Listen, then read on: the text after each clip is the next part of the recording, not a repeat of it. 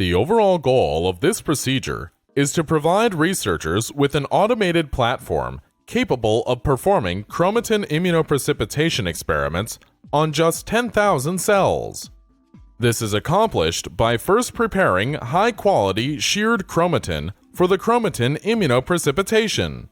In the second step, an automated chromatin immunoprecipitation experiment is created, and automated libraries are run with the immunoprecipitated DNA. The immunoprecipitated DNA is analyzed by quantitative PCR and next-generation sequencing.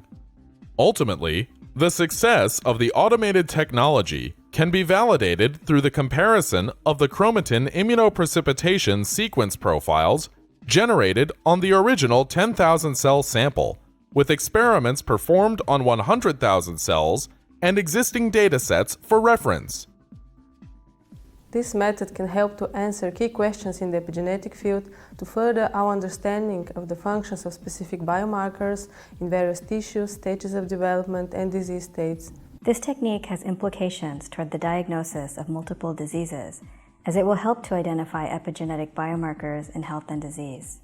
Accurate and reliable automated technologies are important tools for researchers in epigenetic analysis of specific cell types, subpopulations, and biopsies.